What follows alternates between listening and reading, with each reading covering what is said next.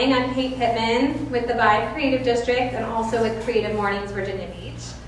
We are so excited to have you all and our guest speaker today. We have handed out his bio, so please take a look at that. But then also a little bit of information about Creative Mornings, which is a global platform. So there are 268 chapters all around the world. So we really encourage you to tap into that network, go on their website, view some of the other speakers. So the theme is reflection. We're really excited to have a photographer for this theme, Ed Obermeyer, who has a legacy of an art career here in Virginia Beach. Good morning. Thank you for having me. I appreciate it. I started in Virginia Beach in 1978, coming from VCU. Can you hear that good?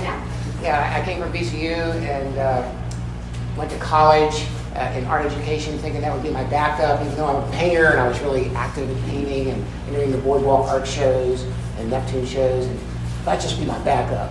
And much to my surprise, I really enjoyed teaching tremendously. I spent 34 years doing that and retired 13 years ago. And as a teacher, it was really interesting because I still did the art shows. I do like 5 a year, 7 a year. And when I retired 13 years ago, I jumped into 35 a year up and down the United States, East Coast, especially in Florida. And I kept doing that for the first 7 years of my retirement. And then finally I said, gosh, you know, this is like, I'm running around, you know, like a chicken with my head cut off, chasing the ultimate dream of being a successful artist that I thought would happen in Florida. But it didn't. It happened right here in Virginia Beach. I even stopped doing things across the water when they started building the tunnel. I used to do all the shows on the other side of the tunnel, in Newport News and Hampton and everywhere. And now it's just like, you know, happiness is right here where we are right now, in the Vibe or wherever, with Mocha. It's just, I've got the perfect balance right here, but it's taken me a lot of years of failure to get to this point. So I appreciate all the kudos, and you think of that I'm this great photographer, but it's all been a series of failures and growth and development, and I'm still growing and still trying to move forward. This is my studio, and I'm still trying to move forward, and like my motto says, there are no mistakes, just changes in direction. I make mistakes all the time and fail at painting and then try to see what happens next. This is some of my gear that I'm using. So some of this stuff is DSLR, some is mirrorless. I have a variety of housings that I bring in the water. This one here is a DSLR. This is a 5D Mark IV with a 7200 f2.8 lens. How much does that weigh? Who said that? just don't drop it. They're really great in the water, these housings. I love them. They do really good things. But You can swim with this? yeah. Well, once you get in the water, it's fairly buoyant. So it's all self-contained in there. And I have like a little prep that I do before and make sure that the port is screwed on tight. The one I use now all the time is my mirrorless camera, my Canon R6. I'm going to set this mic down for a second. I have a pretty loud teacher voice, so I probably won't even need the mic. That's one thing you get as a teacher, you get a teacher voice. But this one has 2 snaps on the back, and the back plate comes off, and you can access everything. So I generally shoot from between 1/2500 and 1/4000 of a second when I'm shooting. And then I adjust my aperture and shutter speed and ISO to match the barrel of the lens. This was an f4, that one's an f2.8. So that little number, if you don't know anything about, how many of you guys are photographers? Oh, okay, so those of you that are and those that aren't, you know those numbers are really critical. Those 3 little numbers, the smaller the number, the wider the aperture, and you can get a lot of light into the barrel of the lens. Whereas this big baby right here, this is an 800 millimeter super telephoto from Canon. So when I'm forced to shoot from the beach, I'll use this, but it's an f6.3. And I had my doubts when I first ordered it because I have a 1/500 and a 1/400 f4, and I never go, you know, any smaller than f4. So f6.3, you gotta have a lot of light to get that. And so anyway, I figured out ways to utilize that, and the camera's plugged into a little wire inside the housing, and this is that little mirrorless camera right there. And then you have a little zoom knob on it on the outside, so it takes it back and forth. And then you have a little plate on the bottom. It's kind of like when you get in your car, get an oil change. and they put it on the rack. This is like that little rack for the water housing. And you just recess that, make sure you take your, nothing worse than getting out of the water. Oh man, I left the lid's cap on. So and we all do dumb stuff. And the batteries on the mirrorless, they'll last me about an hour, and then I have to come swim in. And I don't use anything in terms of flotation, but I do have padding for protection with this back thing here. And the reason I got into the surf photography is because I love painting waves. When I first started with art, I was doing landscapes, seascapes, birds, butterflies. I did these giant 4x8, 8x10 foot paintings for my master's program at BCU in painting and printmaking. And I did a lot of microscopic animals like frogs and butterflies. And then that morphed into other things. And over time, so, you know, you're always, as an artist, you're always trying to find yourself. You know, who am I? What am I? Always reflecting back on how did this start? You know, and where am I now? And where do I want to be tomorrow? And then into the future. And so you have to constantly grow and develop as an artist and look for new ways of seeing things. To quote Edgar Degas, art is not what you see, it's what you make others see. So you have to really find new ways of seeing and show people your perspective on things with unique media, which is where these come in. These are little tiny brushes that I use, and I'm going to pass these around. These are scrollers and liners. I get them from Von Dago, D-O-N. Next word is Dago, D-A-G-O. But he custom builds these brushes for me. And then I have some others, but they're all liners and scrollers. And then I usually get some brush oil from him. And what I'll do with the brushes, since they're really long, get one of these guys out of here. So I'll take the brush, and I have brush oil on it that I get from Von Dago that preserves it, because brushes are everything. You don't let these sit out for 10 minutes with paint on them. Or there goes, you know, they're like $30 a piece. Wow. So, and some of them even more. Some of them are twice that price. So you want to take good care of these blue squirrel hair brushes imported from England. And the brush oil is really good. After you wash it, dip it in brush oil, and wipe it off. And then when I'm painting, I use acrylics. I started with oils in college and then morphed into acrylics over time. So I press, pull, and release. Every time I press, pull, and release, I get a little bulbous tip. So that helps a whole lot when I'm working with the acrylics to get the patterns. And all these little swirls, there's no magic stamp that I did that with. Each one is done one stroke at a time. And I one stroke at a time with these brushes, so that it's an individual thing. And I'm also saying waves. There's a barrel inside of each one of these little patterns. There's a little wave barrel. So I'm saying visually, I've created a pattern and a symbol in the pattern to reflect back on what I see in the water. Those pretty little barrels that I see in the winter out there, and then the sun coming through. I want to show that simple barrel that I see every time I'm swimming out there. And speaking of swimming, when I'm in the water, I'm older. I'm 73, so I'm not a little kid anymore. So I was a competitive surfer. I was WRB's first surf team captain. I airbrushed their boards for like umpteen years. And I came up from Cocoa Beach, and I was down there majoring in surfing in college, pretty much. But I got done playing around being a teenager, because I just got out of the Army and went down there and got my associate's degree, and then said, all right, now I got to commit, you know. So I went to BCU and did that thing. But when I came back, working with WRB was so neat to do that while I was teaching school, and then go to the Outer Banks all the time for all these surf contests and compete in all the different age groups.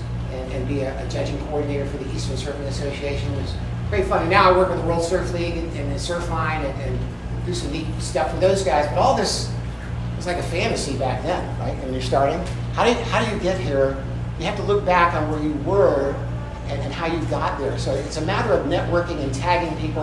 Now when I'm in the water shooting these people, I tag this girl and let her know that, you know, I got a good shot of you. I'll let her know on Instagram, I'll let her know on Facebook, and whatever social media you're utilizing, I'll try to get on all of those and memorize the names of everybody in the water, so there's personal contact with me and you, and then you're going to want that picture of you. You know? And then I'll make it affordable. You know, they'll be like, I don't have a whole bunch of sizes, but I can customize things for people, and I let them know that. Like I just did a calendar. These are the guys. So I sell these for 25 bucks. These are the Storm Riders of Virginia Beach, and all the shots are on the back. Pass that around for everybody to check it out. And I'm working on a girls' calendar, which will go to print next week. Because, in all fairness, you gotta have a girls' calendar and a guys' calendar, right? Because there's so many good shots. Like the girls especially are killing it. The one girls that in the ECSC, these little 12, 14-year-old girls, they hit that lip and just throw spray up like 10, 15 feet in the air. And when I'm up there using the super telephoto from the stand, or when I'm in the water with the water housing, it's crazy. Like they will go 100 yards in a second or two. The speed with which these kids can paddle is just phenomenal. It's just mind-boggling. And they normally don't let anyone else out in the water to shoot, because if somebody comes here from South Africa to compete in the ECSC, this is the longest running surf contest in the world, even though we don't have any surf. Although my lens would argue that. But anyway, the neat thing is, during the ECSC, you meet all these great young people, and they're so talented, and you can tag them, and then you sprinkle a few of those in the calendar. But you want to make money at your art, right? How do you do this? How do you acquire the money to get, these gigantic, it's a lot of money in photography, okay? And so I pretty much break even with camera gear and lenses and keeping up with stuff by selling my work to people like you in the water. And I try to keep it affordable, but I could also do the high-end printing. Something like this would be $495, and that's a metal print. And instead of, it has a nice metal frame on the back of it. And for art shows, one thing I always do, I have the name tag. When you do an art show, it's always a pain to figure out, line up, okay, this name tag and price tag goes with this work of art. When you've got a couple hundred pieces of work in a show, you can spend all day, but what do? Where does this go? How does that go? Figure out packaging. After many shows and many failures, I figured out new ways of weighting systems, new ways of the tent quality. Never use an AC up if you can avoid it. I have a show-off canopy from Clearwater, Florida. This is my second one from them.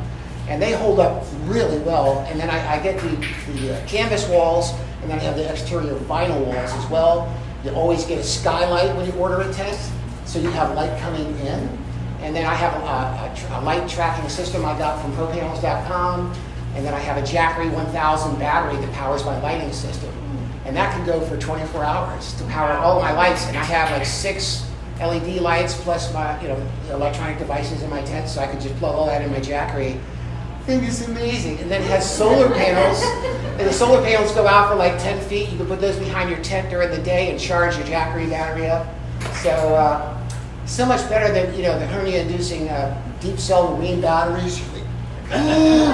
Those things weigh a ton. So that's some of the stuff I do when I'm doing the shows. They help a whole lot. But back to the name tag thing. See that? It's screwed onto the back and laminated. So you just screw it to the back of your painting with a sheet metal screw or wood screw, and then but don't tighten it all the way. And you have your name tag and price tag with your art all the time. It's always attached to the actual artwork, and you're never looking around. That's the art. Look at the artwork and keeping it here. So isn't that pretty? Camp Hamilton. My favorite spot down at Crotan, and this time of year is when it's really pumping. Like this morning was pretty good.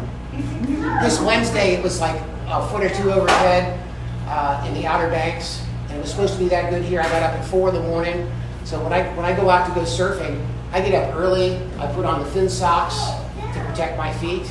I have special fins. These DMC fins are just incredible. They're super flexible, very soft. As you get older, you have limitations. It's just like, okay, this is what I do now. I couldn't use the stiff fins anymore that have more horsepower, so I had to go with other things. And then these work great because with the fin socks on, it doesn't chafe my heels, and my calves so much, because normally these will cut your feet pretty good. So the soft ones are helpful. Having protective gear like a helmet, Gath makes the best. This is one of several styles that they have, but it just makes everything flow really good. It's really protected inside. I've been hit in the head several times, and these things bust right in half, but nothing happens to my head. So, and I know what I'm doing. So if you don't know what you're doing and you're trying to swim out there and take pictures, there's stuff coming at you. Your head's on a swivel all the time. And you can't have any flotation because you got to duck dive under the waves. If you have a life vest on, you will have so much flotation, you'll be pushed back to the beach, you'll never make it out past that foam, that breaking shore. And you got to sit inside where the foam's breaking in the impact zone to get the shot. You can't be sitting out where the surfers are. You got to be just in from them, right in the way. So that's why this gear is important. This is a Billabong, and I also have O'Neill impact vests, but these have like little pads in them, so that protects me from breaking more ribs. Because after 5 broken ribs, I think I'm done. I broke 3 in the front, and then 2 years ago, some guy hit me in the back. I was shooting one of the pros, came out of nowhere, and nailed me, and just broke the rib right back. So. Yeah, so it's like complicated. So now with my padded equipment, this is a Buell floaty suit, so really nice. It has all the pads in the back and the front.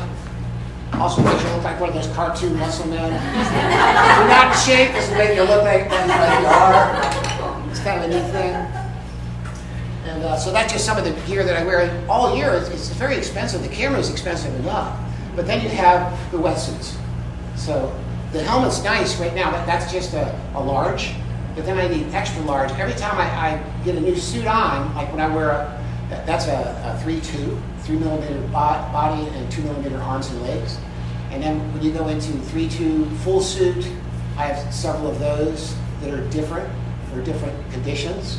And then some are padded, some are not. And then I'll have the 4.3 without a hood, and the 4.3 with a hood. As soon as you put a hood on, then you have to have a different helmet size. And then when you have the boots, I have 5 different sizes of boots for different cold temperatures. I'll be out there when it's outdoors, maybe in the 20s and low 30s, and the water temperature will be in the low 40s in January and February and March, and it's freezing cold. But in the wetsuit, it's like so nice because you have all the new graphene that they made with Billabong is an amazing type of rubber. It's super insulated with graphite and spandex, but it's more flexible than the old suits back in the day. I remember in '64 when I hitchhiked down here from Alexandria, Virginia, and all I had was a beaver tail wetsuit top, I wore that thing out in freezing cold weather, thinking, well, that's what I do now, that's all we got. And now the wetsuit technology has just gotten so much better. There's so much better equipment that we can utilize to stay comfortable in the water, and it's more flexible. So, but you need, like with the fins, every time you go up in size with boots, then you need a different size fin. So you start with medium-sized fins, and then medium large, then large, and then extra large, and then same with the boots. You've got all these different, 3mm, 5mm, 7mm, 8mm boots, and every time you change a mil or a millimeter in thickness of suit, you have to have a different size helmet, a different size fin, a different size boot. So it gets, there's a lot of rubber hanging up in my garage. So, and that's pretty much it. You can see that's what I do in the water when my head's bobbing around. So some people just call me Bob because I look like a fishing bob around here, depending on the helmets. But that's a full-size helmet there. It has like a little beak on it. So different times of year you need different equipment to protect you a little bit more from the freezing temperatures. But it's not so bad. It's not so bad. I enjoy doing what I do. So that's pretty much what I do. I'd like to open the floor to questions from you guys now. Yes, sir. So where did you get your inspiration for just being an artist in general? That's a great question. When I was a child, just barely walking, I found some crayons and started scribbling on the wall. And my mother started buying the art books. So it started pretty early. I was like, well, I'm ready to do some graffiti now. So that's how I got started. And then over time, I started really getting into art history. Even in high school and in middle school, I really enjoyed looking at art because my parents had provided so much of this information. And I'm from a military family. So my father was a colonel in the Army, so we lived in Japan, Okinawa, California, everywhere. Like all military families, right? But the nice thing about military, the bad thing is you're never from anywhere. People, where are you from? It's like, man, I wish I was from somewhere. I don't belong anywhere. You feel like that as an artist too, right? It's like, where do I belong? Where do I fit? Think back, look, how can I fit in? And as a military child, you learn to adjust over time, and you fit in everywhere. Everywhere is home. Wherever you're living now is home. And so that's kind of helpful, like from that perspective. Because I remember living in California, especially, the localism was so brutal. You know, that they would tease you because you weren't one of them. And then, but as you get older, you kind of learn those things. But yeah, so that's how I started. And you know, learning other things by reading. You know, I still love to read and look at art history. Always fascinated with art history. So many incredible artists. Even some of the abstract artists like de Kooning inspired me to do a lot of things. And Jackson Pollock, where I would do some splattering of things and combine it with realism. And then I got locked into Cubism and Futurism and how it was so fascinating to see things, you know, turn around and twist in different ways. Did that, I lost my clicker. It's right there. Oh, right there. On the outside of your bag, right Right there. there. Yeah. So I think it's stuck. Here we go. So that's my booth. When you do a booth shot, it's really important to keep it clean. Don't do it on the boardwalk. I take pictures of my work on the boardwalk, but this particular booth shot is my painting booth shot. I set it up in my yard. And the right time of day, so that there's not light coming in, interacting with the pieces and everything. And I tied down the vinyl out, exterior walls. These are blue canvas walls that match blue sailcloth. Some artists get all upset because I have blue walls because I'm not conforming like everybody else. You're an artist, aren't you supposed to be different? Why does everybody have to be lily white walls like you? Like, why does everybody have to be set up like you? Stop that elitist attitude and be you, whoever you are. You know, whatever your work is, your booth should reflect that. And this is what I do. You know, it's not what you do, and that's okay. Everybody should be different and have a different way of presenting things. And put the big work on the back wall, and try to minimize the amount of work. You know, Kate, you see my work at the Boardwalk Show and the Neptune Show. It's nothing like that. I have a table in there, all kinds of stash stuff under the table. I also don't like the movable walls inside. I like a big open space so people can come in and around and mill, you know, and move. I don't need that storage space underneath because I'll utilize that table underneath to store my baggage. And I'll use the space behind these canvas walls. I'll have my booths and my bins in there, and I can put all this. You have to get really creative with storage. So I have these beautiful bags that I get from framedestination.com. Gallery pouch bags. They have Velcro. And it's just, they're expensive. Just 25 bucks, 28 bucks. So don't go cheap. You know, if you have cheap stuff and you're selling it at a high price, what's going on there? That doesn't match. So don't go cheap. Go get good quality and put a good price on it, and people will buy it. Especially if you have good packing material. There's nothing worse than going to a show and you buy something from an artist and they put it in a trash bag. It's like, what does that say optically, right? It's like, oh, my artwork is great. I'm going to put it in this trash bag. No, that's not a good visual, okay? And then I do the same thing. Like, here's my booth at the show. So I have a Pro Panels business bin with all the business stuff in it, some other exterior bins in there and stuff underneath the table. And the nice thing about the Pro Panel bins, they're Velcro, so I can get these Velcro hangers and put them on the outside edge of the bins, and I've got additional hanging space on the actual bins themselves. And it's amazing if you utilize all of the space and do blocks of things, like if I'm doing 8x10s, don't just squeeze 8x10s wherever they fit. But you need a strategic plan, just like in teaching. Like when I was APR teacher, I had to plan out everything for the whole year. No flexibility at all, just all of it, you know. So that follows through with my art business. I have a strategic plan for how I hang things, and I'll do blocks of things. If I have 8x10s, I'll do a block of maybe 8 or 10 of them, and a block of 12x16s. And then the big ones are the draw. That's the hook. You rarely, if ever, sell one of the big ones. And when you do sell a big one, it's great. You know, it's like that year I had the poster for the Boardwalk Art Show. I was just putting it up on the wall, and it sold before the show even opened. I said, well, it's $3,500. She said, okay, I'll take it. You will? Yeah. Can I have it here during the show and deliver it to your house at the end? It's like, it blindsides you, you know, when you have those big sales, it's not consistent. Art shows are inconsistent. I've done the same show every year, and some years I'll make 300 or 400 at the Boardwalk Show. In other years I'll make 15,000. You never know. Since they moved it in the fall, I may have much better sales in the fall because it's cooler, so people can spend more time on their booth buying things. In the winter, in the June, it was so hot. My booth doesn't have a back door. It gets really hot in there. So I try to avoid the really hot times of year for the shows. Do you get your prints locally? I get my prints out of my Epson wide format printer. No question. And I love that P900. That's a great wide format printer. It does by 16 by 20s, 11 by 14s, and 8 by 10s. That's another thing. I'm glad you asked that question. How many sizes should you do? As few as possible. But you've got to store all this stuff in bins and get everything on wheels, man. As I age, at my age, lifting up a bin that weighs 80 pounds is not an option. So I have to figure out ways to package and put things on wheels. This bin in the back of my booth right there, that one is on wheels. So I had a friend custom build me one. And now I leave the prints in the bin and I have it in a trailer and I have a handicap ramp and I just wheel it out of the trailer and then wheel it to the booth. Everything on wheels. I never do the drive-ons. The drive-ons are always so complicated and sketchy.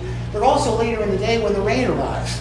Inevitably. I don't know why. But it's just like Mother Nature goes, oh, you know what? I think we're going to make it rain right when you start driving on. and then you got to drive on and drop everything off in the rain and go park your car. Good luck at that time of day, right? So if you don't have prearranged parking like I have, then you're out of luck. But fortunately, I have my friends the Vacos own the oceanfront inn, and I've got a good deal going with them. So I was waiting in front of my booth all the time. And this is my photography booth shot. Again, keep it simple. Shoot with a wide-angle lens. Yeah, I use 16 to 35 millimeter wide-angle f2.8, I think. That's a great one. I have the same one. And I have that lens for my DSLR, and that is amazing. It's like this is called a flat port.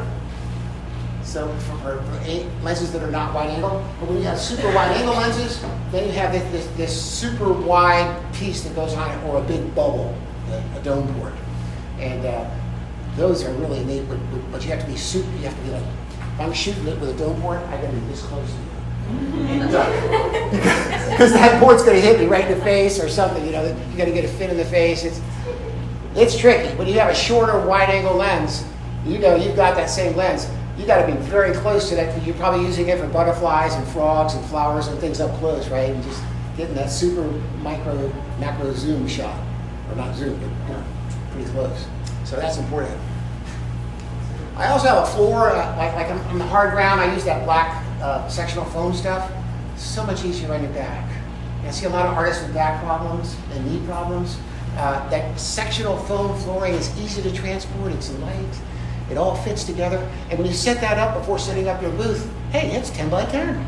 Now you know where everything goes. You put the floor down first, that's it. Same when I do Stockley in Norfolk, I have a carpet. And I have grommets every 18 inches. And I hold it down with landscape forks. And that way people don't trip over the carpet. But it covers that mud and that grass. Oftentimes in Stockley, it will need mud. So you want to have that carpet there, and it's indoor-outdoor. It has rubber on the back so the water can't pop through, but it's indoor-outdoor on top. So, and that's the inside of my studio. And sometimes just looking up close, this was shot with a wide-angle lens, one of the smaller ones. And that's where I love to go surfing in the summer at the Playa Venal, Panama. This place almost killed me a couple times, but it's like Hawaii without the crowd, and it's, for 120 a night, you've got this gigantic big suite. I can put my 9.6 longboard in there, but still 5 feet to go before I hit the ceiling standing upright.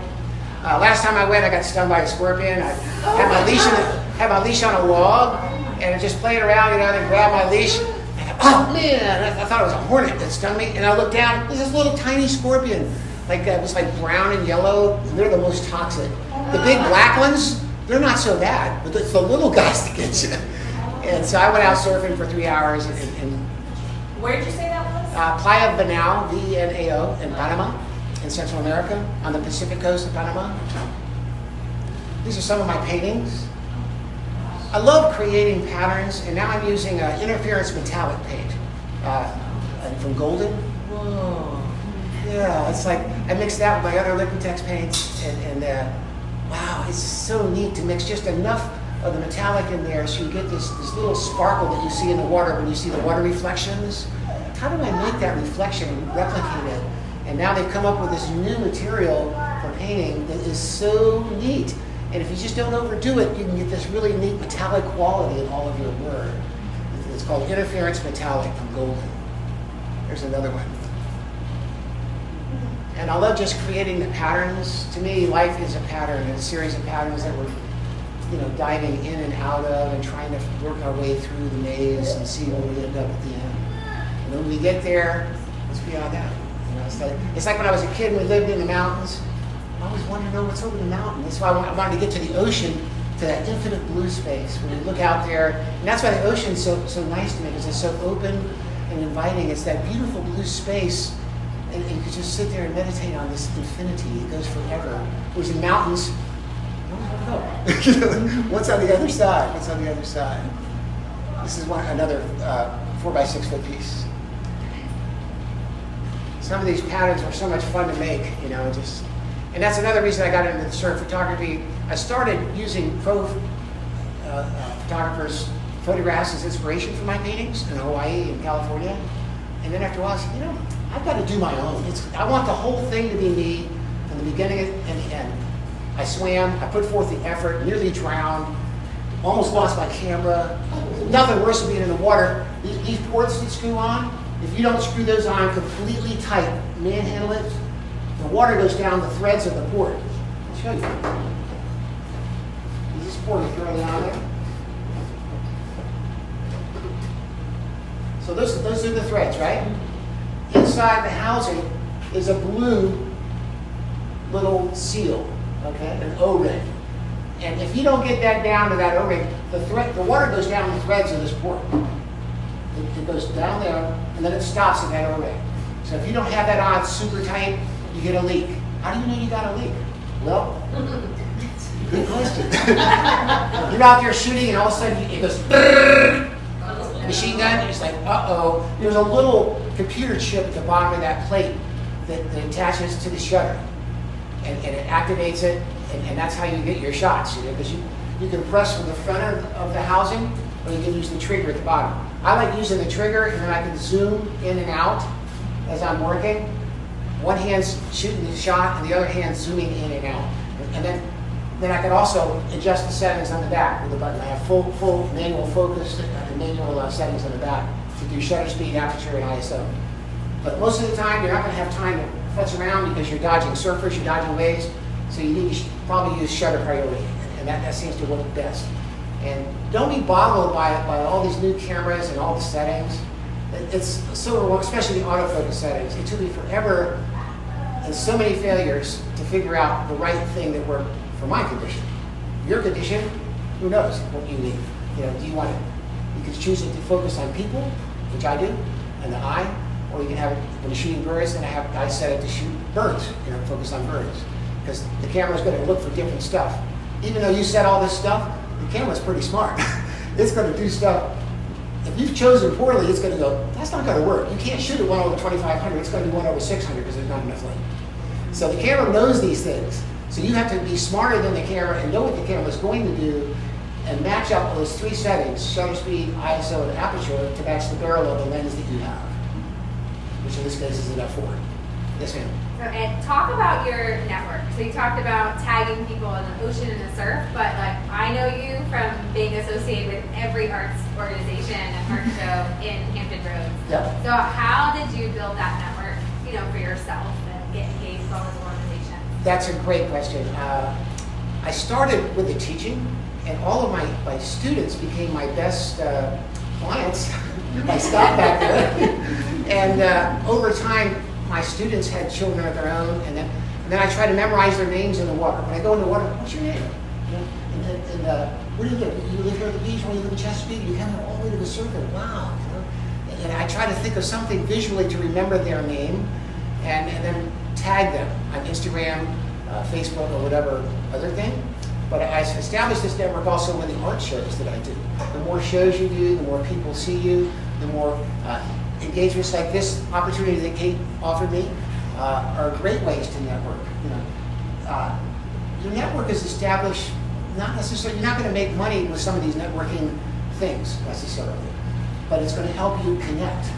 Connecting is more important than finance. It is, after all, what art is about, what we see and who's seeing it. You want to get a bigger audience. So how do you do that? You do it through all the social networking. You do it through talking with people, asking questions, volunteering, giving things away. You know, there's ways to develop this network of people and keep building on it, and then set up a database. But I was really into computers in the beginning, like in the 70s when they first came out. I had the first little Apple box there, a little tiny computer. Nobody wanted the Apple computer because everybody was on these IBMs, right? So I'll take it, you know. And I had Aldous Digital Darkroom, and I played with that forever. And then Aldous sold it to Adobe, and it became Adobe Photoshop. And then, so I've been working with that program for a long time in Lightroom. And then I network with other people that use these softwares, the Adobe software forums. That's another way to network. You use forums for all the things. Art Fair Insiders is a good networking forum. Get online to all the forums that have to do with artists and art shows and art fairs, so you can learn about their failures so you don't make the same mistakes. But that's an important way to get in the loop with the shows and have better success. And you're going to fail. Don't cry when you fail. You're going to fail. You know, when it's raining, don't be sorry. Be ready. I have everything wrapped up in plastic bags. Everything I have is ready for the water. Even when I roll my bins out, I'll have big bags or tarps bungeed around them. I'll have really professional ratchet straps, professional weights that I built myself. And now that the art shows, you got to be ready for the others that don't have their own weights. Like they used to use the big water barrels, and I use those. And after a while, I went, this is ridiculous. It takes up 3/4 of your booth space in the front, and nobody can get in. And now they're with the cement blocks. They're like 24 by 24 square. And what they do is they'll put those down for the person with the meta tent, but they'll have that block off in front of your space. So you got to move that. So you got to come with dollies and crowbars and stuff to lift up the block they left there in front. Because if you have a 24-inch by 24-inch block on the left and one on the right, your 10-foot space is now 6 feet in front. So I hate those things when they don't put them in the right space. But you got to, don't be disappointed, be ready. Like last year at Neptune, the winds were howling out of the northeast, and I'm afraid that may be the case again this year. And this kid ran me over just before I got that shot. That's amazing. But you got to be ready for it. My wife and I will bring flat shovels and snow shovels. I had 4 feet of sand in my booth space. Last year, the nor'easter blew all that sand up on the boardwalk, and the city parks people, Parks and Rec, took front end loaders, and they pushed all the sand up to the corners. We pay extra for a corner. My corner, the booth fee, the ad in the magazine, and all the stuff associated with it is about $1,000 for a corner. And when you figure the booth fee and the extra cost for the corner and the advertisement, it's about $1,000. So you paid extra. The guy next to you paid $500. But their space is clean. They pushed all the sand away from all the cheaper booth spaces and pushed it into the expensive corners. And they said, "Oh, we'll get there, we'll get there." It was Tuesday, the second day. This was Friday, Thursday, Friday. And they came to move the stuff. It was the second day of the show. The show has already started. They came to move the sand. And my wife and I spent 4 hours moving it first day. We showed up the day before the show and shoveled the sand, and then the day before, day of setup, we were ready because we had just moved all the sand. But what a job, So don't count on anybody else. That's the motto here, right? Count on you. Don't be sorry, be ready. I was a Boy Scout, I was in the Army, and I was taught, you got to be ready for shit. It's going to happen. It'll definitely happen to you, because it's happened to me many times, and I don't care how ready you are, that shit's going to hit the fan, that wind's going to come, and it's going to blow. And I had my 10 in 2015 blow over the boardwalk railing. At 80-mile-an-hour straight line winds, remember that? Yes. I was like, are you shit? It's like 30 tenths went over or so, right? Yes. I had just taken all the work out of the tent because I got the word from you guys that it was coming. And I saw this black vertical wall coming. I said, oh my God. I've never seen anything like that. It looked like a tornado. And it came, I saw people in between the blocks in the open spaces where the wind tunnels were on bicycles that would ride by me, get blown over. And so I got my stuff in my van, went back to check on the tent, and it had already gone over the railing. The guy next to me was a big 6 foot tall, whatever, photographer. He was trying to hold on to it. He said I couldn't hold on to it, man. And everybody was, ironically, Russell Yerkes, bless his heart, may he rest in peace. One of my favorite artists who's always really picky about everything. He's always making fun of me because I'm over-prepared. But I love Russell. We got along so good. He was a former World Art Show winner. And he made fun of me of all my weights. I had like 4 45, 50-pound weights on each corner, 4 buckets of sand on the front corners, and multiple racks of straps on the back. He said, you don't need all that shit. Well, you know what? There were 4 trash cans in front of my tent, and when those straight line winds came, they hit the front of the tent, and it lifted up my tent just enough where the air got under it and created a kite. And those 40, 50-pound weights, those PVC weights, were going through the air like torpedoes. Thank God nobody was on the beach, man. So the whole tent just rolled over the railing. It was still attached with ratchet strips, but it was total. And here's another thing. I love USAA, and I got a policy with them. Oh gosh, I can't remember. RLI, and ACT is good too. But I got a policy through RLI for art insurance. Within a week, I had them do 10. Brand new. They replaced it. The people in Florida, Clearwater, Florida, at Show Off Canopy Central, built it custom for me. Had it ready to go. Next show, I was ready. You know, it was amazing. Because I had insurance. Because I had a $250 deductible, but I had a $4,000 tent go over the railing. You know, it could have done worse. It could have had all the artwork. And if you guys hadn't given us the update on the morning, so listen to what Mocha tells you when you're doing these boardwalk shows, because they know they got people dialed in with the weather. You might be really good. You got the Whitney app. You got Surf Flying, Surf Captain, all that. Where did you teach? Where did I teach? And do you still teach? I don't teach anymore. I just don't. There's not enough hours anymore to continue teaching. I have so many. I'm so excited about everything that I do. And now every second of my life is about the ocean. I drop everything when the swell hits. I'm on it. And it's got to be early morning when the sun's coming up, or late evening. Midday, it's too flat, as photographers call it.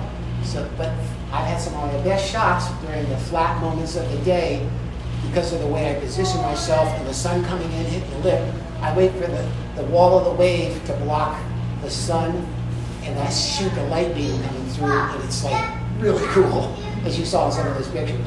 So, teaching, I love it. I loved it for 34 years. I'd like to keep doing it. I did a few workshops for some of the high schools, Salem Visual Arts Academy especially. I love talking to those kids out there, and the other high schools, but there's not enough hours in the day. I would spend 1 to 2 hours a day just working on physical therapy to keep this ancient body working. And it's like, you didn't believe how much you have to do to stay in shape for a survey. It takes a lot of time. It takes a lot of time. Maybe I have 1 or 2 more questions. Robert? And I'm curious, how has the surf culture in Virginia Beach changed over the last 40 years? Man, is that a good question? I remember when I first got here, the surf culture. Stop again. Yeah, the surf culture was very territorial when the steel pier was here. And this is the process. I start with black. He has about 200 slides. So I start with black and do a drawing. And back in the day, it was so territorial here. I don't know why. Do I have to point at the projector maybe? Oh, that's it. I'm not pointing at the projector. That's it. So anyway, it was very territorial. It was very territorial and localized, like Oxnard, California, which is really territorial. I mean, if you go there and you're not a local, they will break your car and your board. The surf community in general in Hawaii, California, and it used to be here, is very territorial. Because there are a lot of people who want waves, there aren't but so many, and they want theirs. It's a very selfish kind of thing. You know, my wife reminds me of this daily. So I have to like dial it back up. Okay, I spent too much time editing, too much time out shooting pictures, I gotta spend time with Chris. but it's a delicate balance in a relationship because the ocean is the other woman. You know, and it's very territorial.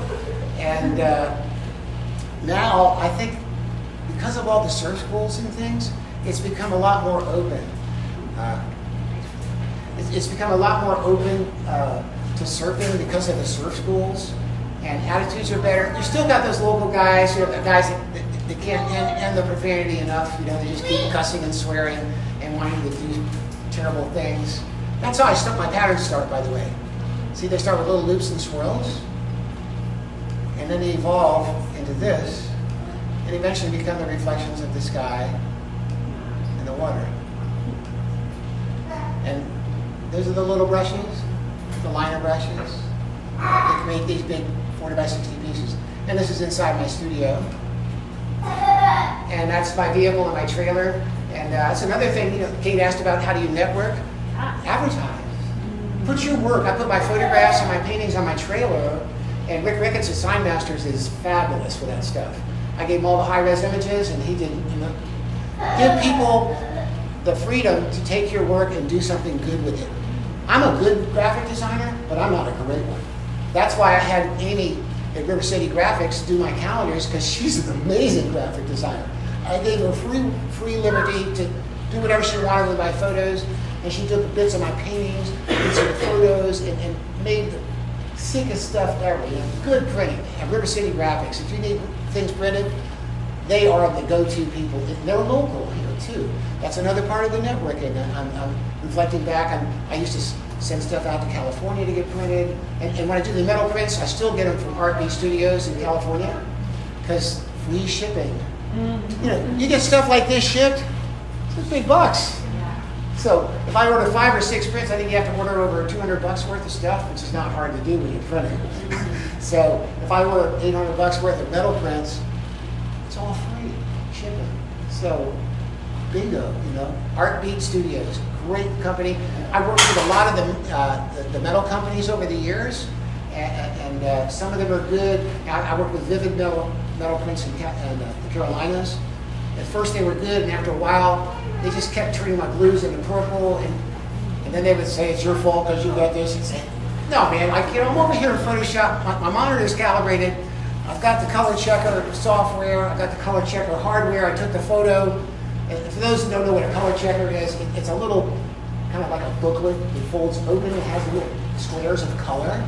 And you put it on top of your painting when you're taking a picture of it outdoors on a cloudy day, preferably. And then you take a picture of that, and then you bring it into Lightroom, and then you can click on the second gray square or whatever you're trying to calibrate it to with your monitor. And that makes sure that whatever's on your computer, if you're sending it to California, they're going to see the same thing. It's called calibration, which took a while to figure out. It wasn't easy. And none of this stuff is, you know, it's very painful. That's another view of the booth inside. And that's the Epson wide format printer I've been using for, you know, just about $1,000. That's a worthy thing. And I love Red River paper. They are just amazing. So I think the moral of the story is, if you need details, or you need to know a network, or where to get something done, or who to talk to, Ed is your point of contact. Because he's done it already, and he's already failed through it, and he can tell you how to do it better, right? And you can't just print stuff out of your inkjet printer. This is an inkjet printer, but these are pigmented inks. Pigmented inks never fade.